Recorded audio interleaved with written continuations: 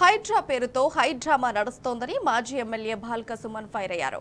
పేదల ఇండ్ల కూల్చివేతతో రేవంత్ సర్కార్ పేదలపై పగబట్టినట్లు వ్యవహరిస్తోందన్నారు. విశ్వనగరంగా అభివృద్ధి చెందిన హైదరాబాద్ను విషాద నగరంగా మార్చారని మండిపడ్డారు. పేదలపైకి బుల్డోజర్లను పంపి రేవంత్ రెడ్డి ఏం సాధిస్తాడని ప్రశ్నించారు. నిరుపేదల ఇండ్లను కూల్చొద్దని సూచించారు. రేవంత్ రెడ్డి ప్రభుత్వం హైడ్రామా నడిపిస్తూ ఉంది. విశ్వనగరంగా తయారు కావాల్సినటువంటి హైదరాబాద్ను విషాద నగరం చేస్తూ ఉంది.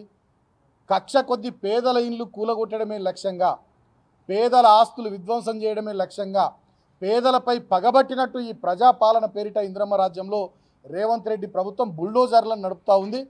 డెఫినెట్లీ ఇది చాలా బాధాకరం. ఆ పేదలందరూ రోడ్ల మీదకి వచ్చి అర్థనాదాలు చేస్తూ ఉన్నారు. సున్నం చెరువు దగ్గర కానీ ఇంకో చెరువు దగ్గర కానీ చాలా చోట్ల కూడా వాళ్ళు ఆందోళన చెందుతూ ఉన్నారు. నిజంగా ఈ పేదల పైన కక్షగట్టినట్టుగా ప్రభుత్వం వ్యవహరిస్తున్నటువంటి తీరు ఇది సరికాదు.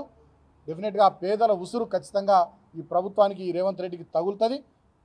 పేదల పట్ల పగబట్టినట్టుగా రేవంత్ రెడ్డి ప్రభుత్వం బుల్డోజర్లు ప్రయోగించడాన్ని నిజంగా మేము చూసి మేము కూడా బాధపడుతూ ఉన్నాం. పేదల పట్ల సానుకూల దృక్పథంతో ఈ ప్రభుత్వం వ్యవహరించాలి.